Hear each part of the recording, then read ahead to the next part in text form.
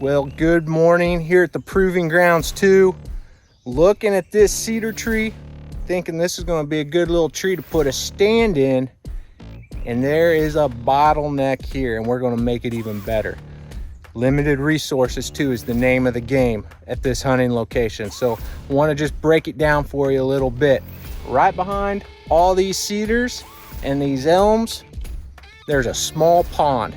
And that pond is going to be a limited resource during dry years. Maybe this summer we can sneak in and hunt when deer are coming to that water source. There's going to be about a 20-yard shot that's going to be open, and this is kind of the gentle slope side. It's easy for critters to access. The dam is actually on the back side, so this area we're going to funnel deer right into bow range. Now, that's resource number one, limited resource number one on those dry years, water. But we're going to put a little hidey hole food plot in here, and on those years that acorns may be a little lighter crop, or after acorns have been consumed, or the staging area, or during the pre-rut when bucks are kind of cruising through this little travel corridor, we're going to have a limited resource, a hidey hole food plot. Check this out. Look at this back behind me. Now this area is already open, so it's easy. We call this a low-hanging fruit, right? We don't have to do a lot of clearing. Now last year we showed you creating a hidey hole in the timber, and we had to cut a bunch of stems and open it up enough where sunlight was getting in the ground so something could grow. But we've already got that here, and it just sets up very nicely for this little hidey hole. Now you can tell we've got a lot of sunlight reaching the ground, and sure enough, we've got stuff growing. A lot of this is native grass. We've got some native forbs in here, some really cool natives. In fact, there's one right here behind me that is a rattlesnake master. Of course, we've got some milkweed out here and a lot of grass. So we know we've got enough sunlight to grow forage. Our goal here is to clean this up where we can grow some food plot forage and have a clean shot opportunity. Out here, we've got a lot growing, but just inside the timber, man, it is bare. When deer are needing to consume some quality forage, we're gonna step out here, grab a few bites to eat, maybe a drink of water, and we're gonna have a nice little bow stand right here. This is gonna set up perfectly for kind of a southeast wind, which we get quite a bit during the early season. We can slide in from the north. Our trail, what we're gonna use for our trail into this location is a trail that the McBrides cut, that we had a fire line on this western side here. And they brought in their mulcher, their equipment, and they made a great little fire line. We're just gonna maintain that as our entry trail. And so we're gonna come in from the north, slide right in this stand, and anything from the south, out of this little bowl area, this little unit, they can slide right up in here, and this is a great little bottleneck. Right here, I have two saplings. One's an oak, one's an elm here. But I'm gonna leave these two saplings out here in the middle of the plot. You can see there's still gonna be some open back behind them. They're gonna stand out here by themselves. They are 30 yards from the tree stand tree that I plan on hanging a stand in. And what I'm gonna do is I'm just gonna leave these trees, and I'm probably gonna make a mock scrape under them. They're already standing here. We're just gonna probably trim some limbs off, scrape up around the ground, maybe add some synthetic sand or something like that. But this is gonna be a little bottleneck, another additional bottleneck at this location. Buck comes cruising through here, stops, slows down. Maybe he's not hitting the food plot. Maybe he's just cruising through, swings out here in the plot to check this mock scrape. He's gonna be within range. And he's gonna hit the brakes enough that we'll be able to pull off a shot. So gonna leave these for mock scrapes or scrapes. And also what I'll do is we're probably gonna make some along the edges here of some of these low-hanging limbs. So we're gonna have a lot of things going on here. Water, scrape, hidey hole. This is just a nice little bottleneck. There's also some terrain features that come into play. There's actually a little point here of a drainage. It's probably 150 yards or so, but still, there's gonna pinch deer down within this area. So we're gonna get to work here and clean this up, and really looking forward to what this is going to turn into later this year. Evan has started cutting down these hardwoods, the elms and the oaks here, and Brandon's following up behind them with some herbicide and treating those stumps, so that way those stumps don't sprout back. Now, you don't have to get those trees cut flush to the ground, right? We're not pulling a no-till drill over this. Those stumps can be up. Save that chainsaw chain, have them up just a little bit so you get a nice clean cut, and then come back through, just immediately after cutting. You need to cut and treat those stumps with herbicide within just a few minutes. Otherwise, the cells will heal over and won't take in the herbicide. Now, on these species, we're using about 50 to 100% glyphosate, and that's terminating most of these oaks and these hardwoods that we have here. Now, when we start cutting the cedars back behind us, we don't need to use herbicide. We just need to cut below that lowest limb, and that cedar is terminated. So we'll save our herbicide for the hardwoods. And like I said, those stumps, if they're sticking up, that's okay. We're just going to come in here and we're going to broadcast this area. And you saw it last year. We created a hidey hole called Ridge Pond. We used the same strategy. We butted our hidey hole right up next to a pond in the middle of the timber. And that was a great hidey hole for us. Provided some great hunts and venison. Grant tagged a big old doe out of there, came to the pond, was drinking, and he put a tag on her. And that food plot and that pond, that was key to getting some fresh venison. But you notice out there in that food plot, there were still a lot of stumps standing out there, and that's okay. They're just going to break down over time, be a little slow release fertilizer here and there. That's all right. It doesn't have to be clean, folks. And we're going to keep cutting these hardwoods, and then we're going to start moving into the pond, cutting some cedars and whatnot. And then what we're going to do is we're going to start dragging this stuff back into the timber, but we want to make sure we aren't piling it up next to a big tree, which is a heavy fuel load right next to a tree that we're going to want to save later on when we're doing prescribed fire. And we don't want to just create one big line of brush all through here that's going to almost act as a natural fence or barrier for deer that may be wanting to come into this hidey hole, and we accidentally direct them way far south 100 yards, and they want to swing around and come in downwind of us. So we want to scatter this stuff back out into the timber where deer can naturally filter through. And we're thinking about prescribed fire down the road. What are our fuel load? Is it really heavy right up next to the tree?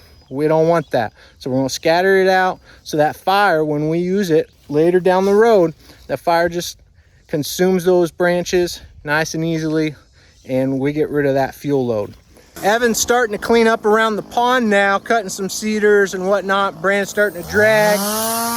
One thing we're making sure we're doing is we're not getting too aggressive around the tree stand tree, cutting down trees, because there are a few trees that when I'm looking up, I'm thinking, man, those trees may be some good visual screen between us and the deer when we're sitting up in the stand. So we're going to back off that tree stand just a little bit, give us a little buffer, and then once we hang the stand, get up there and see what that view's like, then we can start removing trees or just limbs so we have a clear shot opportunity and still have a good visual screen. So don't get too excited, just start cutting everything down.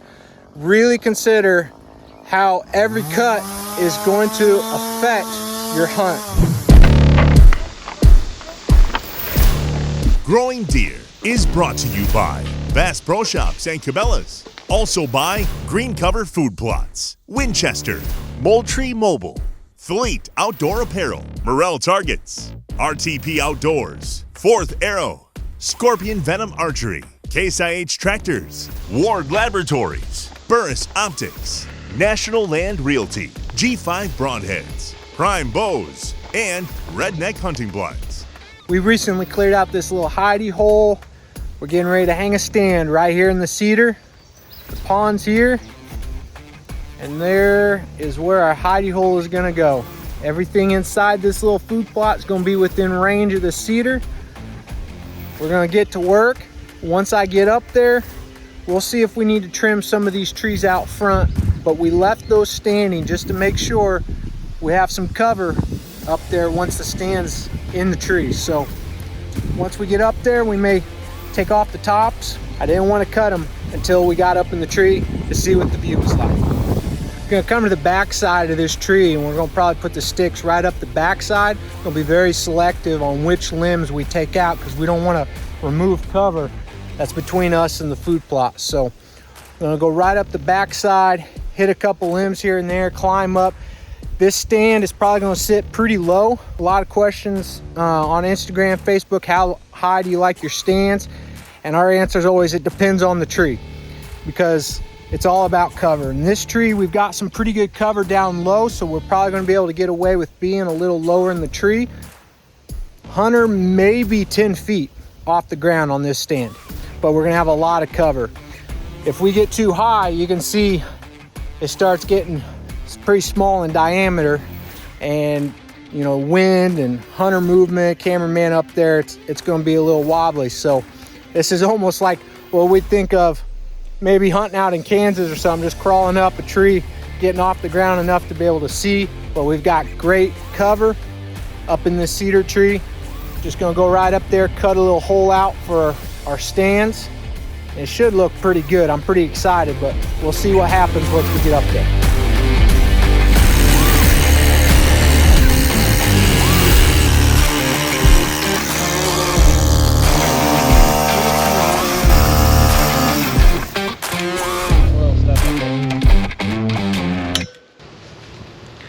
I'm still on the ground here. I've got the ladder up against the tree, put my first ratchet in. We're tight here at the base. I'm gonna start working my way up the tree. Safety is our #1 concern here. Whether we're hunting or hanging a stand, safety, coming home, getting down on the ground and going home to our families, #1. Don't overlook this step, okay? Especially on this tree. It's not a big, thin, you know, no limb pine or a big oak that has no limbs for 20 feet up, and it's just easy for, you know, a lineman rope to go up and you're just up. You got to work around a lot of limbs on this tree, and that happens quite a bit where you've got multiple limbs. And as you're working your lineman up, you got, you know, a lineman rope goes around the tree and hooks in to carabiners on your hip, and you put pressure on that as you go up the tree and you work it up. That way, should you fall or something, you're connected to the tree. A new tree stand doesn't have a safety line coming up and down that you can just hook into. So always have that lineman rope around there. And what a lot of people overlook, they only have one lineman rope. Spend the extra 10, 15 bucks, whatever it is, get 2 lineman rope. And what I do, you'll see this as I climb up the tree, for working around these limbs, I'll have one hooked around the tree, and I'll get up, and then I'll hook one high, and I'll tie in with my safety line in the back here, and then I can undo the one around my hip. I'm tied into the tree. I'll work up a little bit, put my lineman rope on my hip, tie it back into the tree, unhook this one, go a little higher. It's slow going. You're thinking, man, I can just unhook real quick, hold on to a limb, throw my lineman rope around, hook back in, I'll be okay. Always be hooked into the tree. Spend the extra time, the extra money, get 2 lineman rope, and take it nice and slow up these trees and work around the limbs, and never, never be untied from the tree. And when I'm working in the tree, I can lean back like this and have both hands. I can work on the, you know, the steps, tying up stands or maybe sawing off a limb here or there, but I'm connected to the tree. All right, we got the stands up here, and I really like this view. I mean, Hidey Hole out in front of us looks awesome. Great cover, you know, between me and the ground. So anything here close looking up, we've kind of tucked in just like a little hole in here. We're kind of gonna be looking out over the cover. The next step is to bring in the steel pull saw. We're gonna trim up. I'm gonna very carefully guide Evan from down on the ground. I want to tell him exactly where I want the treetops cut. And we're just gonna cut off enough right here off the edges, so anything in the plot we can shoot. And then you see back behind me here, right here is the edge of the pond. So I don't need to take this cover into the pond. I'm just gonna leave it for a little extra cover, and then we'll open this up so I can shoot the pond edge. And then we'll have a nice little window off through here. Great cover, sits really nice. It sits a little tight for the cameraman, but it's a small tree. It's what we gotta do. So we have the cameraman here, and we're gonna clean this thing up, and it won't be long before I'm on the ground, and it'll be probably a few weeks here before we start prepping this hidey hole for planting. We're gonna get to cutting. All right, Evan, right here, kind of where this fork is, just kind of cut it here, and we'll take this top down so we can shoot all that.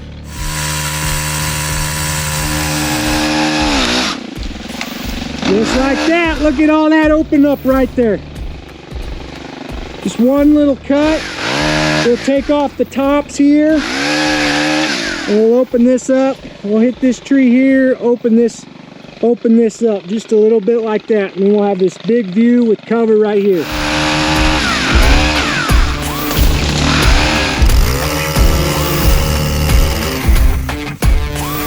That's a wrap. Man, it looks good up here. You can see hidey hole, everything's in range. I've got great cover out here in front of me, and that pond right there. So we've got a bottleneck. It's all about bottlenecks, getting deer within range. We've showed you a pile of hunts, tagging deer, does, some nice bucks out of these hidey hole food plots. This is what it's all about when we talk about getting in range of deer and creating bottlenecks using hidey hole food plots. So this is step one. I'm going to say this is step one, clearing it out and getting the tree stand in here. Step two is coming. Make sure you like and subscribe, and make sure you tune in here soon. We're going to show you how we're going to prep this hidey hole to get ready for planting season. We're going to walk you through the steps of planting it, and hopefully here in a few weeks, few months, we'll be sharing some great hunts out of this new hidey hole food plot at the Proving Grounds 2. Hey, slow down, enjoy creation this week. Maybe get outside and create some hidey holes or hang a new stand. But no matter what you're doing, listen to the Creator and the purpose He has for your life. Thanks for watching Growing Deer. Whew, all right, I need a bottle of water. I'm gonna do a swan dive off this high rise right into the pond. I'm hot. I wouldn't recommend it. That pond's not very deep. That's probably hot water. I think I can do a cannonball out there in the middle. Whew. All right. Man, it's hot.